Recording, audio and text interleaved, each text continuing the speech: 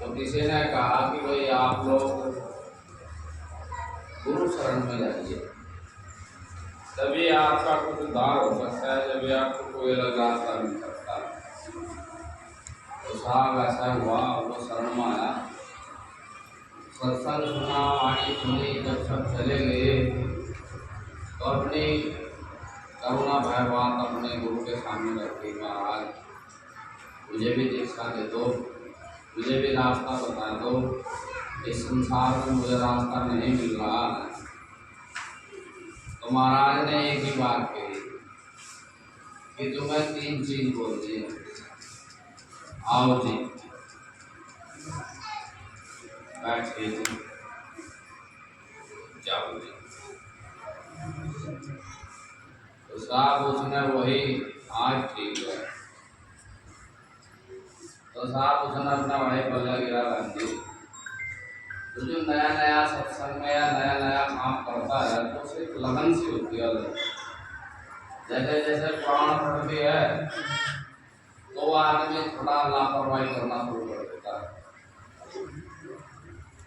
तो बैठा हुआ था, उसकी पत्नी ने कहा सो जाओ, तो 11-12 बजे अब खाना सोना तो सो जा। वो अपने कमरे में जाकर सो गई।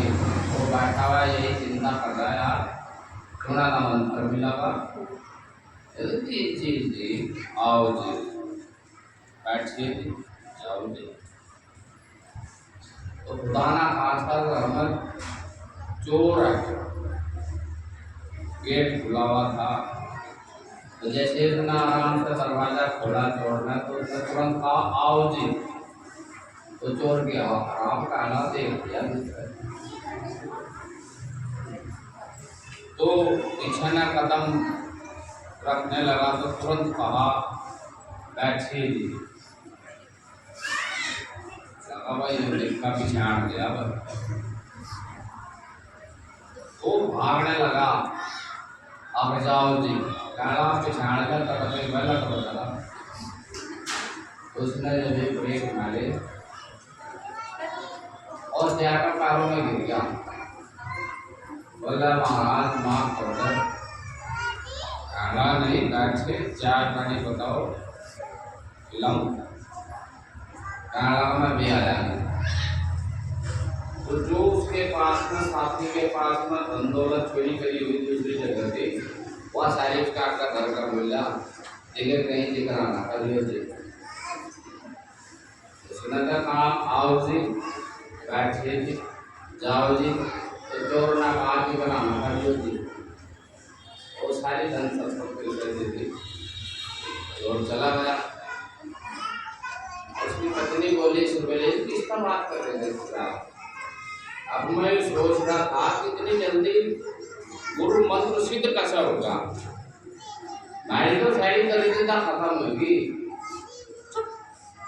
मैंने तो लगने से को फिर कितना कम है। कहना यूँ कैसे? आप और रात एक कहा था, मैंने तो जो गुरु ने कहा था वही कर रहा था। गुरु ने मुझे कहा था आओ जी के लिए, जो भी तुम्हारे द्वार आता है उसे आओ जी करो, अन्याय को करो। यही सत्संगी और यही गुरुमुखी का गुण होता है। और जो आने वाला है उसका मुंह फेर लिया, भाई यार इन्होंने नारे दुखी कर दिए, सत्संगी नहीं पड़ेगा।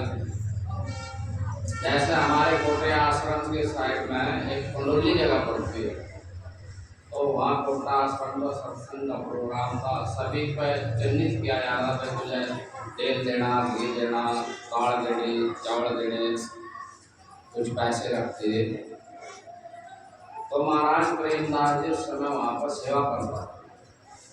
तो पंडोली पहुँच गए। उतना कहा महाराज जी, भाई भगत रणो तारीख नजदीक आई, देना शुरू करो थोड़ा थोड़ा। तो जिन्हें उन्होंने बोला तो उन्होंने कहा हमने तो सत्संग छोड़ दिया, अब मांगने का काम खत्म। कहना छोड़ दिया, अब कल अपराध ही छोड़ दिया था जी। अब चुपचाप अपना करें आश्रम पा गया। सुबह जब कुछ दिनों बाद सत्संग शुरू हुआ तो भंडारे की लाइन लगी थी खाने वालों से।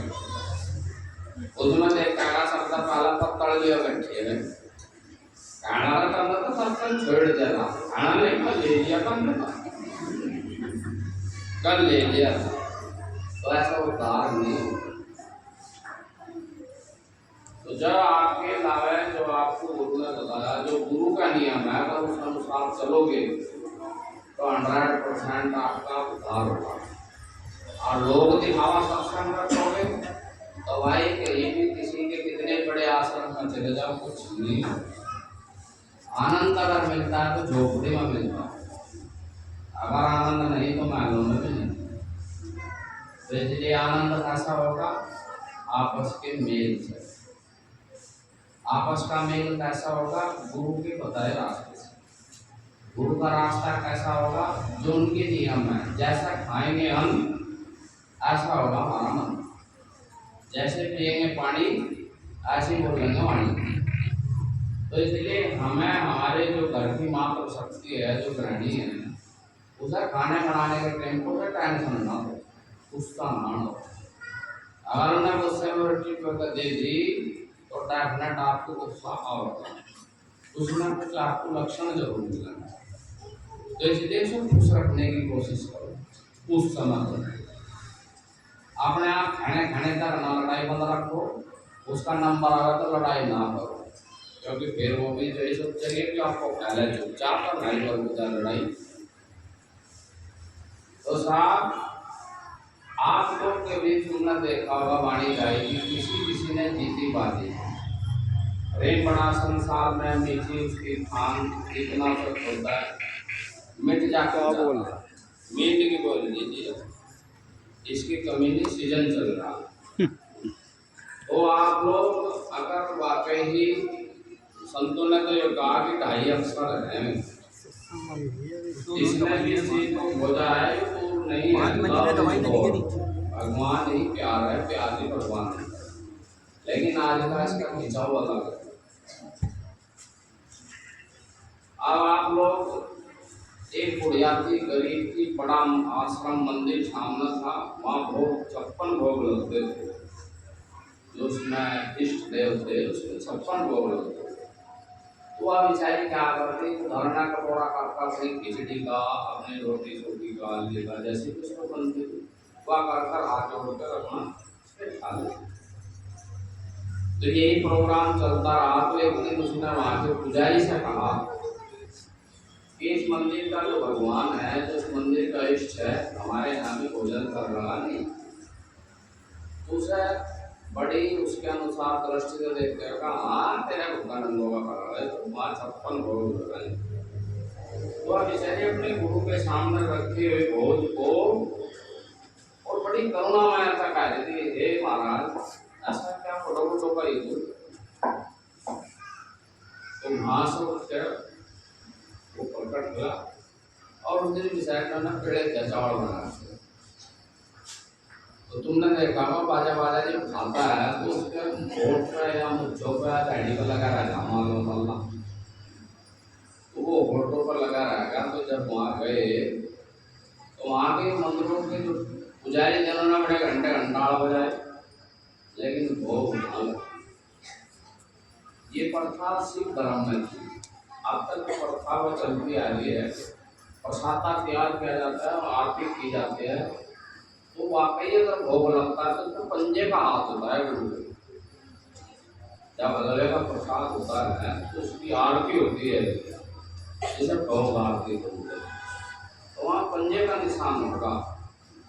इसका मतलब यह है कि गुरु ने उस पर हाथ रख दिया, वो प्रसाद तैयार होगा। प्रसाद जब भोग लग गया तो बात जब नहीं हुई तो वहाँ के पुजारियों ने सबने गुण लगाया, गणित लगा कि आप ऐसा क्यों नहीं हो रहा, यार वो आनंद क्यों नहीं आ रहा भोजन में, इस प्रसाद को आनंद क्यों नहीं आ रहा। तो तभी एक पुजारी के दिमाग में आया, आपका पूजा सामने वाली चाहिए। तो जैसी दृष्टि से आप इस गुरु को देखोगे ना, तो उसी दृष्टि से वो आपके संपर्क में रहेगा। आप बुढ़े की दृष्टि से देखोगे तो बुढ़े वाली में रहेगा, लंबे वाली दृष्टि से देखोगे तो लंबे की दृष्टि में रहेगा, मीडियम दृष्टि में देखोगे तो मीडियम में रहेगा, आप लेडी की दृष्टि में देखो लेडी में रहेगा, जेंट्स की में देखो तो जेंट्स में रहेगा। तो जैसे इसकी भावना रही ऐसा उसको उसका साकार स्वरूप प्राप्त होता है। तो संतों ने यहाँ तक कहा है कि अलग पुरुष की आरती संतों की देह होती है, संतों के मुखारबिंद से उनकी देह से इसका वर्णन होता है। और यो जो है वो सबसे ज्यादा प्यार संतों को करता है, क्योंकि संतों के अगर आपने किसी का जी दुखाए तो कितने बड़े भजनी, कितने बड़े दानी, कितने बड़े आप सेवाकारी करता क्यों ना हो, अगर आप अतिथि देवा भवा का गुण मंत्र ना आता हो तो आप कुछ नहीं हो। तो मेरा आप लोगों से अनुरोध है कि आप लोग जैसा कावड़ चलेगी ट्रैफिक का बहुत ज़्यादा वो रहेगा, आप लोगों की सेफ्टी की दुआ करना हमारा फर्ज है, आपको केयर देना हमारा फर्ज है। तो सत्संग को कम आने की कोशिश करें, क्योंकि हर ड्राइवर पक्का नहीं होता। वे लोग चलते हैं मस्ती में, मस्त हाथी जब चलता है तो वो रोड करता हुआ चलता है।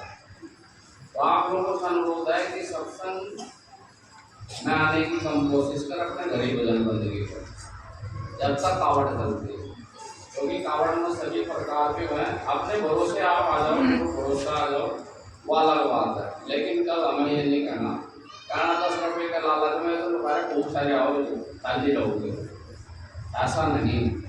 क्योंकि आप अगर आलती जुबान अगर आपका स्वास्थ्य है तो जहान है, और जहान है तो संसार का धन दौलत आगे पीछे। तो इसलिए शरीर की केयर करो, ये ही इससे मिलाने वाला है। जो स्थूल शरीर है ना, इसी से ये प्राप्त होता है, इसी में वो आत्मा बसी हुई है जो परमात्मा को प्राप्त कराती है। कुछ को लालच आ जाता है धन का। धन क्या है? धन एक प्रकार का वो है लालच। जिसके पास पारस हो गया वो सोना कभी अपनी तिजोरी में नहीं रखता, क्योंकि उसके पास तो पारस है। वो जाएगा 40 रुपये 30 रुपये किलो के हिसाब से लोहा लेकर आएगा और अपना घरों छुआगा सोना पाएगा, उसका तो कोई जरूरत नहीं लेना। जिसमें बेचारे को पारस नहीं है वो धरेगा घर में, तिजोरी में, बैंक में, और जिसके पास में पारस हो जाती है तो उसे सोने की कमी नहीं रहती। तो आप पारस पत्नी स्वरूपी आपको बुद्धि है, तो बुद्धि का यूज करो। बुद्धि बलम तस्य, बुद्धि किसी भी बलवान को बांधकर खड़े कर देते हैं, और बुद्धि किसी दुकान पर नहीं मिलती। कहाँ मिलती है? सत्संग में। महाराज रविदास ने स्पष्ट कहा कि अगर आप ज्ञान चाहे तो ध्यान करो। आप ध्यान कितने करते हैं वो हमारे पर डिपेंड है, हम कितना ध्यान करते हैं। एक होता है ध्यान जिसे भजन बोलते हैं, दूसरा होता है स्मरण। आते पीते नहाते सोते चलते फिरते आप उसका मनन और स्मरण और ध्यान करते हो, बार बार गुनगुनाते हो, वो स्मरण है। लेकिन आपको भजन करना पड़ेगा बैठ के, आपको हवन कराना पड़ेगा, शुद्धिकरण उस दायरे की, उस क्षेत्र की, उस घर की करानी पड़ेगी जहाँ पर रहते हो। मानव के अंदर जो नेगेटिव ऊर्जा होती है, जैसा नकारात्मक बोलते हैं, वह खत्म होगी हवन से। जहाँ हवन नहीं होता, तुमने देखा होगा हमारे पास में सभी महात्माओं के, सभी मिशन के लोग आते हैं, वे चोरी छुपा कहते हैं कि हमारे यहाँ तो सुमरन चलता है, हवन नहीं चलता। तब हमारे यहाँ तो सारी चीज चल रहा है, क्योंकि हवन का मतलब मनन करना है। हमारे विचार, हमारी आदत, हमारा कुछ किसी प्रकार का बीमारी सिमारी, किसी भी प्रकार की सोसाइटी, उसे खत्म करने का नाम हवन है। उससे शुद्धिकरणता होती है, और शुद्धता में इसका वास होता है, जिसे हम महाराज बोलते हैं। रविदास जी कहें, समनदास जी कहें, अलग अनंत अनंत नामों से इसका नाम उच्चारा। और ये इसलिए आप लोग जब भी बैठे महाराज का नाम करो, उसको ज्यादा भी मर के क्या जो एक बिजली का कटोरा में फर्क है और उसने कर दिया। तो इसलिए आप लगे रहो, लगे के लाखों उखड़ों की कोटि नहीं, जमे के करोड़ों। सतगुरु स्वामी समनदास जी महाराज की। अगर आप जमे रहे तो वो दिन दूर नहीं है। आपको जो मालिक अपने आप को ढूंढता फिरेगा, हाँ भाई क्या समस्या है इसकी, किसने इसका जी दुखाया, किसने से दुखी लगा, कौन क्या समस्या है, तुम्हें कहने की जरूरत नहीं पड़ती। संतों के दरबार में मेरी सर की लड़ी बना, संतों के इसके दरबार में बहुत दूर की बात। लिखी थी किस्मत में सुड़ी कंटकती पड़ी। हमारी सुड़ी भी पड़ सकती है अगर हमें सही गाइडेंस सही सलाहकार मिलता है। और ये सब चीज सक्सेसफुल कब हो सकती है? घर के वातावरण से।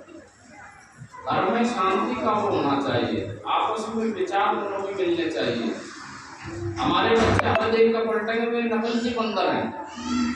अगर हमारे में लड़ाई हो रही कैश हो रही, हमें कभी भी बच्चों को महसूस नहीं कराना चाहिए कि हमारे में लड़ाई हो रही, क्योंकि वो डिप्रेशन में चलेगा, वे सोच विचार में चलेगा। हमारा डिप्रेशन तो खत्म हो जाए कुछ टाइम बाद, लेकिन बच्चों का नहीं होता। उनके लिए क्या करोगे? तो पहला घर का सत्संग, फिर विचारों का सत्संग करो, फिर भजन का सत्संग करो, फिर सुमरन का सत्संग करो। वो ही सुमर सकता है आदम जिसे लगन लगी। जिसे लगन नहीं लगी तब फिर वो बेचारा बेकार है, वो कुछ नहीं। तो ये सत्संग, सत्संग का मतलब सक्सेसफुल होने का नाम सत्संग, कामयाब होने का नाम सत्संग। अगर आप कामयाब नहीं हुए तो कहीं के काम कहीं नहीं, क्या लाए कुछ भी नहीं। हाँ, जो आप सत्संग में वाणी सुन रहे हैं, यहाँ बैठे हुए हैं, ये क्या है? एक सीढ़ी हो सकती है। कहाँ की? यहाँ की जी। इस देश में जाने के लिए एक सीढ़ी है। सत्संग हो गया, भजन हो गया, वाणी होगी, दान हो गया, सेवा होगी। तो आप लोग जितना ही काम करते हो, ये सहायक क्रिया है। सेंटेंस नहीं बना, अभी वाक्य नहीं बना, अभी आपका रास्ता नहीं बना। ये रास्ते हैं छोटे छोटे, जैसे छोटी छोटी नदियां मिलकर गंगा बीच समाये। छोटी छोटी नदियां गंगा जी में जाकर समा देते हैं, तो सब संगत के कारण गंग नाम धरा है।